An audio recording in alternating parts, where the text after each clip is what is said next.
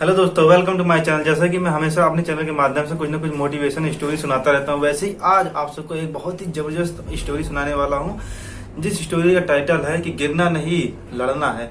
जैसे कि ये एक स्टोरी है एक राजा की, जो बहुत बड़े राजा होते हैं। अपने राज्य में बहुत अच्छे खासा उनका उनकी फेस वैल्यू रहती है और उनको सब मानते जानते रहते हैं। लेकिन वो जब किसी भी राजा से लड़ते हैं युद्ध में, तो क्या होता है कि उस राजा को जब हराने के बाद में वो उससे ना ही कोई राजपाट लेते हैं, ना ही कुछ उसका धन लेते हैं, ना ही उनके राज्य पे वो राज करते हैं, बल्कि उनको छोड़ देते हैं। जितने भी राजाओं से वो युद्ध करते हैं उनको, तो जितने भी जो राजा रहते हैं उनसे हारे रहते हैं, 3-4 राजा जो मिलकर जो हारे रहते हैं उनसे, तो वो एक प्लानिंग बनाते हैं। वो एक प्लानिंग ऐसी बनाते हैं कि वो हमारे तो जो उनसे हारे हुए राजा रहते हैं वो क्या करते हैं, वो तीनों लोग जो है प्लानिंग बनाते हैं। 3-4 जो राजा उनसे हारे रहते हैं कि यार वो हमें हरा तो देता है, लेकिन जो है हमारी संपत्ति भी नहीं लेता है, ना ही हमारे राज्य पर जो कब्जा करता है, लेकिन हमारी बेइज्जती बहुत हो जाती है अपने ग्रामवासियों के सामने, अपनी प्रजा के सामने। तो वो सब इससे लज्जित होकर जो है उसे मारने का एक प्लान बनाते हैं। तो मारने का प्लान एक ऐसा बनाते हैं, जो राजा रहते हैं उनके जो एक नौकर रहता है उसको जो लोग खरीद लेते हैं, और खरीदने के बाद में उससे एक प्लानिंग करते हैं और उसके जो है खाने में कुछ नशीला पदार्थ मिला देते हैं। तो नशीला जो पदार्थ उसके खाने में मिला देते हैं और उसको क्या है लेकर एक पहाड़ी के पास जो है गुफा होती है, वहाँ पर लेकर चले जाते हैं। और सभी लोग मिलकर जो है उसको मारने की प्लानिंग करते हैं। तो कुछ राजा रहते हैं कि यहीं पर इसको तुरंत मार दिया जाए, अभी बेहोश है। लेकिन एक जो राजा थे वो बोलते हैं कि ऐसा कोई आसान मौत से नहीं मारा जाएगा, पहले हम इसे क्या है जो ये गुफा है, इस गुफा में हम इसको डाल देंगे, बंद कर देंगे, और इस गुफा में इतने सांप बिच्छू हैं और इतने कीड़े मकोड़े हैं कि वो इसको डस कर जो है इसका अंत कर देंगे। तो ऐसा कहने के बाद में वो उस राजा को गुफा में डाल देते हैं। तो जब राजा को उस गुफा में डाल देते हैं, तो और जो गुफा का जो बड़ा सा पत्थर रहता है, उस पत्थर से उस गुफा के जो दरवाजे को उसका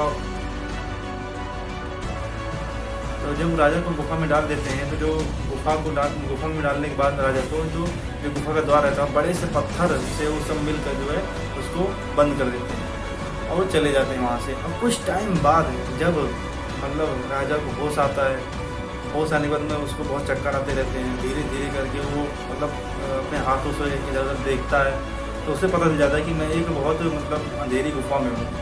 और धीरे धीरे वो चलने लगता है। तो जैसे धीरे धीरे चलता है तो उसके पास एक सांप आकर उसके अंगूठे में, पैर के अंगूठे में काट लेता है, और फिर उसको बहुत ज़्यादा चक्कर आने लगता है, तो गिरने लगता है। जैसे ही वो गिरता है तुरंत उसके गिरने लगता है, तो उसकी माँ की जो है बात याद आती है, जो उसको बचपन में उसकी माँ ने बताया था कि कभी भी गिरना नहीं है, लड़ना है। तो जैसे ही उसको वो याद आती है वो बात, और तुरंत वो खड़ा हो जाता है और अपने कमर से चाकू निकाल कर और अपने अंगूठे को ही काट देता है।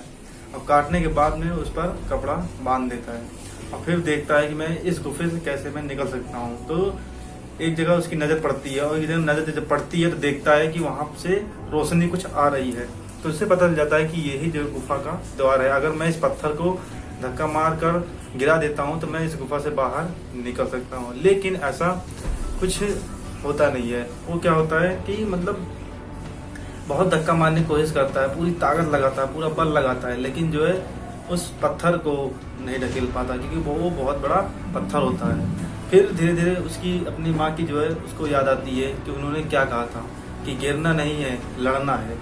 फिर वो प्लानिंग बनाता है और कुछ 10-15 कदम पीछे हटकर दौड़ते हुए आकर उस जो पत्थर रहता है उस पर धक्का मारता है, और जो पत्थर रहता है वो लुढ़कने लगता है, क्योंकि जो गुफा होती है वो पहाड़ी की चोटी पर रहती है, और उस पत्थर के नीचे जो है ढलान रहता है। तो थोड़ा हल्का झटका लगने पर वो पत्थर जो है चलकर लुढ़कने लगता है, और इससे जो है वो गुफा से बाहर आ जाता है।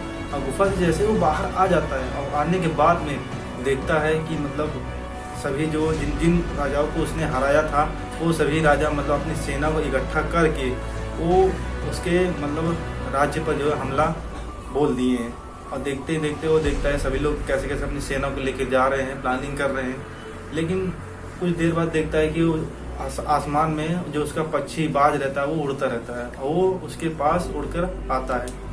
तो वो अपने सेनापति को एक मैसेज देने के लिए जो अपने अंगूठे में कपड़ा बांधे रहता है, जहाँ पर सांप ने कटा रहता है, उसको थोड़ा सा फाड़ कर उस बाज के मतलब पैर में बांध देता है। अब पैर में बांधने के बाद में वो बाज जो है अपने सेनापति के पास लेके चला जाता है उस मैसेज को। इसका मतलब ये होता है जब वो सेनापति के पास जाता है और सेनापति जब उसको देखता है उस कपड़े का, तो इसको वो समझ जाता है कि मतलब अभी हमारे राजा जो है जिंदा है, और तुरंत ही मतलब अपने राजा को वो वहाँ से छुड़ा कर लेकर आते हैं। और कुछ समय बाद जो राजा रहते हैं वो बोलते हैं कि अपनी सेनाओं को कि पूरे युद्ध के लिए तैयार रहो, अच्छे से सभी लोगों को तैयार करते हैं और युद्ध के लिए वो लड़ते हैं। और लड़कर आखिर में उन तीनों चारों पांचों राजाओं को जो है वो हरा देते हैं और हरा कर उनको बंदी बना लेते हैं।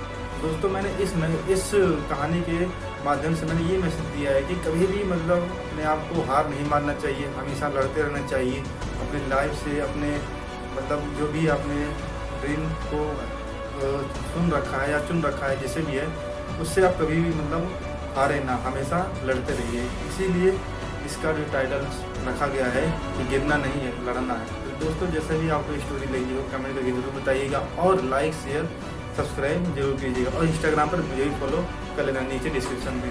तो चलिए दोस्तों, ये चलते हैं, बाय।